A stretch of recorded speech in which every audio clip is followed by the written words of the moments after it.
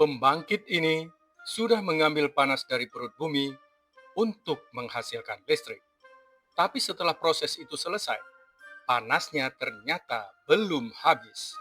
Dan dalam kondisi tertentu, panas yang tersisa itu masih bisa dipakai untuk membuat listrik lagi.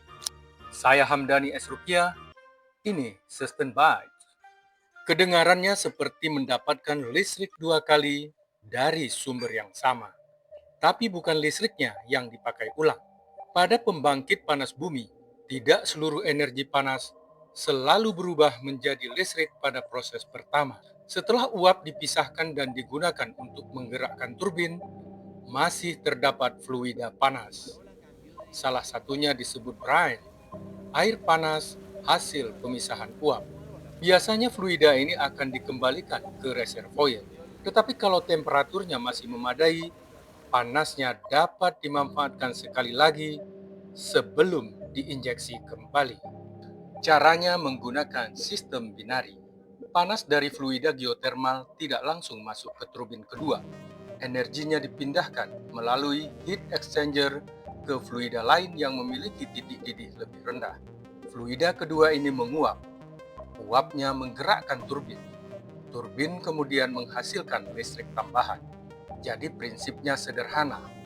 Panas yang tadinya belum menghasilkan listrik diberi kesempatan bekerja sekali lagi.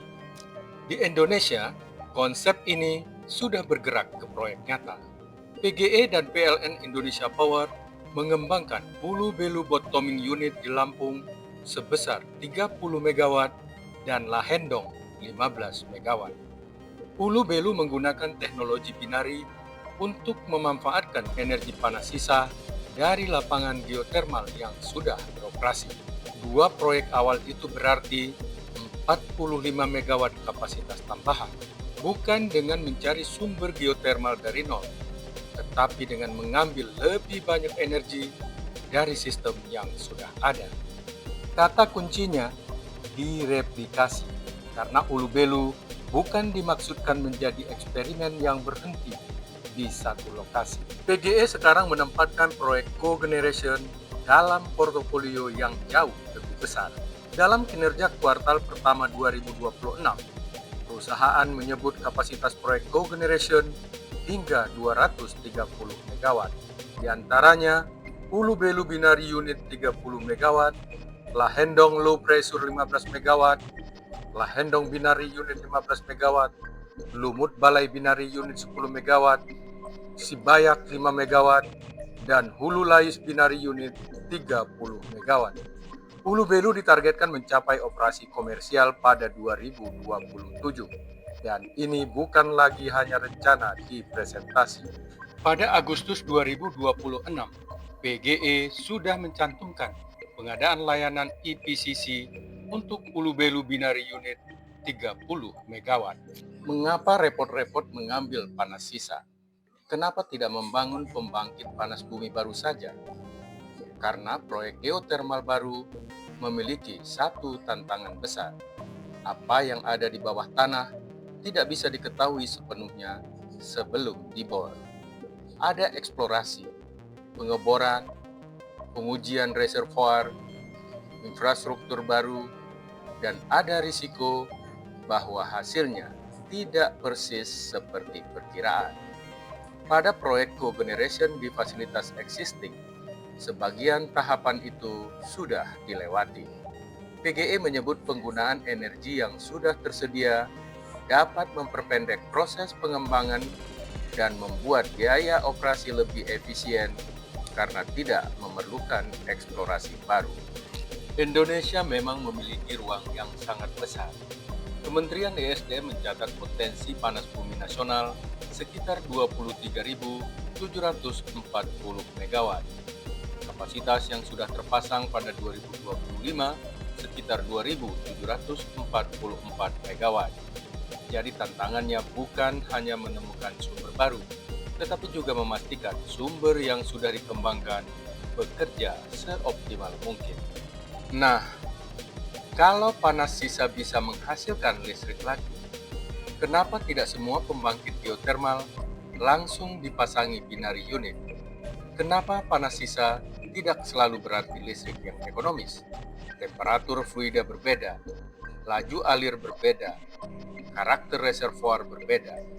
Binary unit juga membutuhkan investasi baru, heat exchanger, turbin, generator, cooling system, dan sambungan kelistrikan. Akhirnya proyek harus menjawab pertanyaan paling sederhana. Berapa biaya setiap kilowatt hour listrik tambahan yang dihasilkan?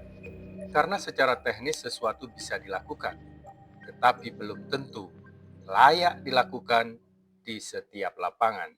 Karena itu, binary atau bottoming unit bukan pengganti pembangunan lapangan panas bumi baru. Skalanya berbeda. Indonesia tetap membutuhkan eksplorasi dan pengembangan proyek baru kalau ingin memperbesar kapasitas geotermal secara signifikan. Tetapi cogeneration membawa satu pelajaran penting dalam transisi energi. Efisiensi juga merupakan sumber energi. Sebelum mencari megawatt baru, kita juga perlu bertanya, apakah energi yang sudah tersedia sudah dimanfaatkan maksimal? ESDM memperkirakan optimalisasi pembangkit PGE yang telah beroperasi memiliki potensi hingga 1081 gigawatt hour melalui berbagai langkah optimalisasi. Jadi, bisakah panas bumi dipakai 2 kali? Secara harfiah, tidak sesederhana itu. Tetapi satu sumber geotermal memang bisa menghasilkan lebih banyak listrik ketika energi panas yang sebelumnya belum dimanfaatkan diberi tahap pemanfaatan tambahan. Hulu Belu akan menjadi salah satu ujian pentingnya. 30 megawatt tambahan dari sistem panas bumi yang sudah beroperasi. Kalau teknologinya bekerja, kalau ekonominya masuk, dan kalau modelnya bisa direplikasi, sebagian tambahan energi bersih Indonesia mungkin tidak harus selalu dicari di tempat baru. Sebagiannya sebenarnya sudah ada. Kita hanya belum mengambil seluruh nilainya. Saya Hamdani S. Rukiah, sampai jumpa di episode berikutnya.